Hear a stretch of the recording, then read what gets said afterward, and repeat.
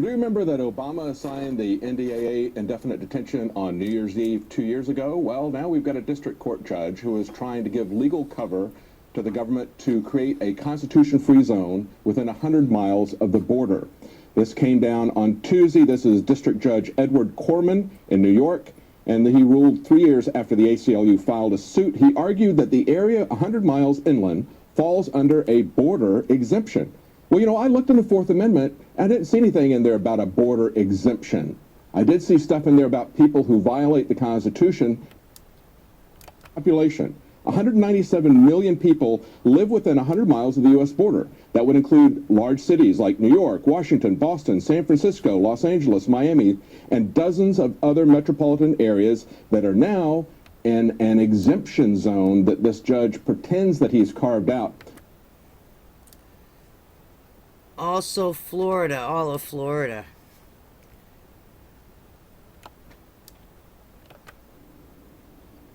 This video will add to one of the more recent videos I put out, heads up, border agents searching laptops for any reason. Now, it goes beyond that. It goes deeper. It goes to a judge that had ruled that there is 100 air mile boundary from the border all the way around the United States, 100 miles. It is a constitution-free zone. Now, when many people start to wake up and realize this, they're not going to be very happy about it. But the fact of the matter is, they have ruled that this is okay. And look at all of the major cities that fall within this. It is just jaw-dropping. All of Florida, half of California, half of Louisiana, all the way down, even got Columbus here. And not only that, also ruled the port of entries. The Customs and Border Patrol agents have power over these international airports because they're port of entries. And questions arise. Will this go into effect 100 miles around an international airport? A lot of people better hope not.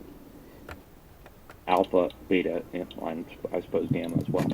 We're at nighttime setting, backyard, okay, snow, and we're 20 feet away from where I did my tests the last time. So test last time there, test this time here, where I've done previous tests before during the summertime.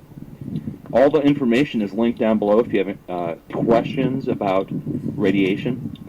Try to assemble as many links as possible so you guys can understand dosage and how to convert to different forms of radiation measurements, such as microsieverts. That was DUTCHSINSE, and he has, as you can see, elevated levels of radiation, 59.4 CPM. Wow. In his backyard in the snow. Heads up.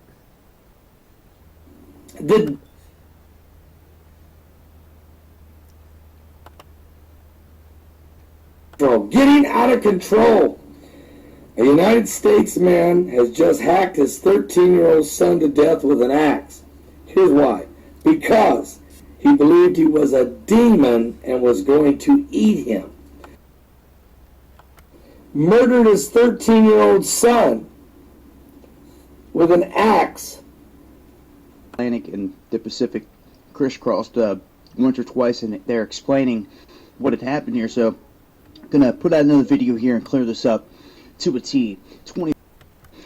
And when this happened, I said, hey, this thing just might have impacted the atmosphere or Earth. And come to find out, that's exactly what had happened. This was a car-sized asteroid that came into the atmosphere and disintegrated over the Atlantic Ocean about 3,000 kilometers east of Venezuela, and continued to travel on over into the Pacific, where the remnants had fell into the Pacific. Also have a huge sunspot coming around 1944, something you want to keep your eye on. This shows exactly the path of this asteroid as it came in, hit the upper atmosphere, came into the lower atmosphere, and ended up going down over here into the Pacific. So initial breakup over the Atlantic, all the way over top of Venezuela, and ending up over in this region of the Pacific. I'll leave links as always, but indeed, this object came down and impacted Earth. Nothing massive, no major tsunamis, anything like that. But nonetheless, as we're keeping our eye out for any of this debris incoming, this object came from the Northern Orion constellation, and by the time they locked onto it, it was heading this way so quick that it was closing in on Earth before they could pretty much do anything. And like I said, if you go to this JPL, don't be fooled. They haven't updated it yet. It may show that it continues on its way, but that's not the case. It's broke up, and it has impacted Earth. So I'll leave links, guys. Till next time, eyes. January 3rd, 2013. This is what we talked about on the Blog Talk show today, guys, and it's very interesting, and it is in perfect timing with what we've been talking about. We've been talking about the Locust Army, what it is, demonic army, and more importantly than that, how to protect yourself. But guys, we're starting to see the technical side as well as the spiritual side of this. And as we dig deeper each day, it becomes more clear what is going on. Now, it's called the Large Hadron Collider, LLC, and they set it for a massive power boost. Now, what they're doing is, like it says, it's paving its way for a dramatic follow-up to discovering what they call the God particle. It says, according to researchers, work on the upgrade would be taking place throughout 2014, and by the end of the year, it's going to have its particle energy boosted from 8 trillion electrovolts, or teraelectrovolts, TeV, you see these on our charts of the solar blast, to 14 trillion volts. They're building up their supply. This thing uses so much energy that for 3 months during the winter, they have to shut it down so that the area in Geneva, which is on the border of France and Switzerland, so they have enough electricity for heat. Another thing amazing about it, guys, is suddenly it's a rush from the world powers to contribute billions to this cause. Israel is the latest to just join. Now, why, with the world in this condition, austerity throughout Europe, the U.S. is in trouble economically. The whole world is. It's being propped up. But why now would billions of taxpayer dollars from every nation in the world and hundreds of scientists be working on this God particle project?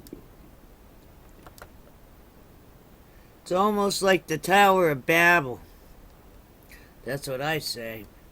Trying to find this God particle and then spending all the taxpayers' money to find it. I don't know. It sounds like a Tower of Babel running around trying to do that. No, I don't know. Why are they doing it? That's what I want to know. Why do it now? It's almost flat. What other objects would be coming in at this exact angle? As I tilt Ison's incoming debris trail up, I'm going to show you. Now this is where Ison is today, past Earth, that V-shaped debris trail. It passed on the 26th, and we may have seen a few objects. But we're approaching that incoming debris trail. Now notice this is like a straight laser line showing the center. And we've estimated starting on the 12th through the... Now, but you've got to remember the Earth is 8,000 miles wide. The debris trail of Ison was 250,000 kilometers. Earth is 12,000 kilometers. 20 times the width of Earth was the width of this debris trail. Okay? Now, notice that it's a flat angle as it came over where? Mars. From Mars at the flat angle to our ecliptic with a slight downward pitch because it came over Mars. Notice how flat it is here, guys, and which direction it's coming from. Exactly the way it came into Earth's atmosphere. Again, the only documentation, and I'm going to show you the JPL images again, but remember, This is showing January the 12th where we're located. Notice the top right. But again, that's like a laser light of the center of a 250,000 kilometer debris trail. Okay, that's 20 times the width of Earth. So we going into it, so everyone's tried to have close estimates of 12 to 19. But now that we're getting there, you can see, guys, that there's more than likely a lot more debris involved in this. Now, are we seeing objects coming in that were blown back from the X-flare on November 19th? But again, that was after it crossed Earth's orbit on October 31st. Again, came in from that direction, and let me back this up. January 1st, see where it was first discovered. That's all they had, that small distance to try to calculate where it came from. They know it came over Mars, came from that direction of that orbit. Alright, so everyone needs to keep their eyes to the sky, because we're coming in on that debris trail. Also, we have extreme weather, even in Florida. I think it's going to go down to the 20s. That's what a couple people told me. I'm going to have to investigate that. But on Tuesday, we're supposed to go down in the 20s. And it's cold here now. Heads up. Everyone heads up. Get your pets inside. This is News Channel 21 at 6. Is it a lantern, just a flashing light, or is that something else? Did some people right here in Central Oregon and all across the Northwest really ring in New Year with a UFO? Intriguing. Welcome back, everyone. I'm Matt McDonald. And I'm Alicia Inns. We got phone calls here about weird flying objects on New Year's Eve. Folks even posted pictures on our Facebook page about this. Being New Year's Eve, we had to wonder how credible they were at the moment. But it turns out Central Oregon isn't alone in this. People also spotted these bright flashing lights in California and in Medford. Kendra Kent's here now with the story. Kendra? Alicia and Matt, the couple I spoke with today swear it wasn't a floating lantern or some kind of firework display zipping around outside their Bend home. Now, I also spoke with an aviation instructor at COCC today. He says there's probably a practical explanation. Still, the sighting left many amazed. Millions greeted the new year with the usual. Others say they saw something very unusual. It would stop and hover and be all shimmery like a forest fire color. Something they'd never seen before. That's really weird. Yeah, because you can see all different kinds of lights on it. This is video Pam Stewart of Bend shot outside her home on New Year's Eve. She describes a floating, flashing light she saw off in the distance. A flying object she says couldn't be a lantern. And it was moving horizontal, and then just off. Hundreds of miles away in California, others say they also saw something odd in the night sky. Almost in a diamond or triangle shape. It was weird. This big illuminated form. And whatever it was moved up and to the left. It hovered there for probably about 60 seconds. And back here in Oregon, Eric Whitford took this photo from his Medford home and shared it with us on Facebook.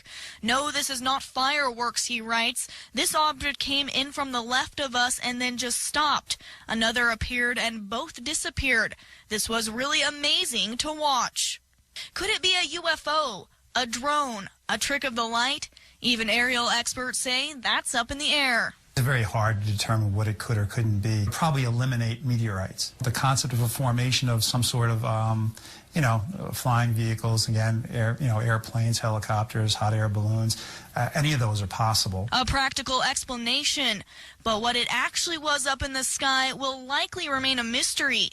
And many of us can't help but to think of the extraordinary. Unidentified flying object. You don't know what it is. I would think that there's other life out there, not just us alone. Not quite as bright as the fireworks, but just as spectacular. And although several people across California reported these sightings, federal authorities said today there has been no unusual flight activity in the area. Kendra Kent, News. Hey friends, it looks like it's about, 5, 6, 7 degrees still. It's supposed to drop down. It's still snowing. Okay, it's the old Marine Vaughn. We're going to have to run the snowblower again real quick. You can see how much it snowed where I even measured it, 7 inches. But I cleaned back through here and around here, and we'll walk around this way. I took the red Jeep off the street, but we're supposed to, temperature's supposed to drop way cold, and at that point we're supposed to get some more Saturday and Sunday. They're talking about 6 to 8 inches maybe between Saturday and Sunday. So we got a lot of snow coming, guys. I mean, a lot of it. I cleaned for the mail lady across the street there. But I got the studs on the back of the Jeep. You can see where I plowed. I'm about to plow again. You can hardly see and tell I plowed. But I did the driveway there, that driveway, all the way down this sidewalk to the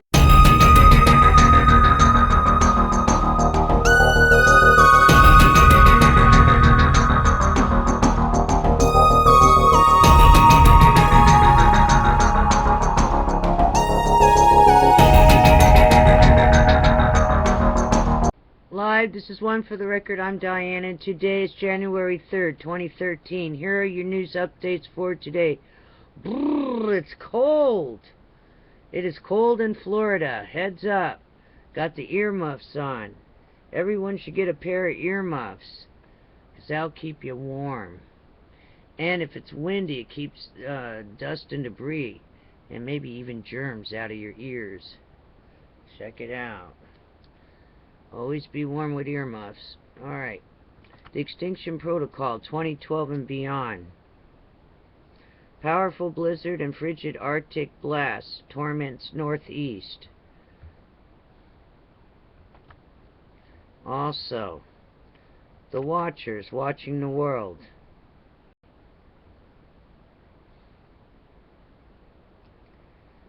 Breakthrough. Metamaterials may make buildings immune to earthquakes. Heads up. Southern Burma, Louisiana sinkhole sagging. Also, minor geomagnetic storming, first auroras of 2014. Moderate solar activity to continue. Moving on. Okay. E&E News, Energy News. U.S. Canada. Just in, officials, just in, January 4th. Wow, they're ahead of us. Just in, official detects radiation spike on California beach, now at 500% normal levels. Befuddled as to why it's so high. Claims there's no immediate public health concern. Wow. Claims there's no immediate public health concern. Alrighty then. Experts. Source informed me that areas by U.S. nuclear plants are becoming seismically active. Studies underway right now. NRC, official use only. Quakes can actually happen almost anywhere. Also, senior scientists. Fukushima cores melted through the containment vessels. I'm very concerned about sea life on West Coast, accumulating radioactive material. Some contamination will arrive in concentrated pockets. Heads up. Now you gotta stay away from the beaches. Alright, moving on. Japan. Fukushima. Today, nuclear engineer, radioactive plumes always coming out of Fukushima Unit 3. Okay, let me say that again. Nuclear engineer, radioactive plumes always coming out of Fukushima Unit 3. Water is not getting to hot spots. It's because of melted core. Fission may be taking place underneath reactor. Alrighty then.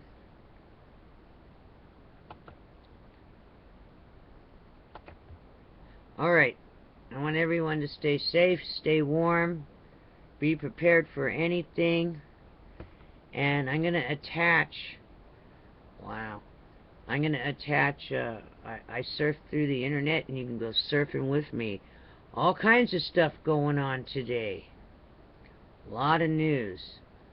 Also, if you have a problem, let's say you can only do 15 minutes on your video, go in and check all your copyright notices. Because if you're using the Creative Commons and you go ahead and take music out of their library, then you have to acknowledge that you know that your video is playable. Go into all the copyrights, and if there's something you don't need, it's like some kind of upload that's unlisted or something, then just delete it. If you get rid of all the copyright notices, I have noticed that now I almost only could do 15 minutes again out of the blue. So I had to check all the copyright notices, you channel producers. Go ahead and acknowledge everything. Delete anything that's not playable. They'll say if it's playable or not under the notice. And then delete it. And then all of a sudden you could do longer videos. And I'm able to enable live streaming. So heads up on that. We might take calls. Skype calls or something. I'm going to figure this out. And people can call in on Skype. And I'll let you know when that event's going to happen. We're going to go for it and try it. Just like when I used to do my public access show and go live out there at used to be Adelphia and Time Warner. And of course they got rid of that. But I could go live and take calls. Alrighty then. Take care. Be prepared for anything, and I'll see you again tomorrow on the flip side. One day I'm going to try to upload some of those past shows. I've only gotten a few, and that was really hard to do. Maybe it'll get easier, and I can upload some of the other shows. They were quite. Some were actually funny, and some actually hit on what's going on today. All right, take care. Check on the animals. Don't leave them outside. Bring them in if you're in a cold area. All right, bye. See you on the flip side. It's 5 days down. We made it. It's Friday evening. Woo. And we're going into the weekend. All right, we made it. Stay safe.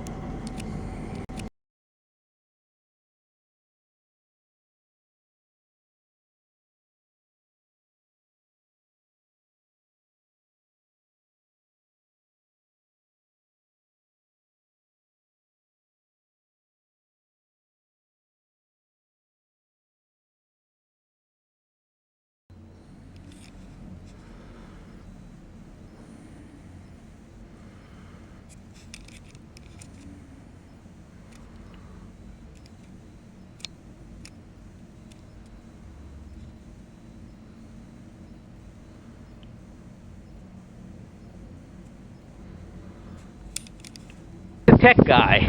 It's the 10th day of Christmas, and a Merry 10th day of Christmas to you.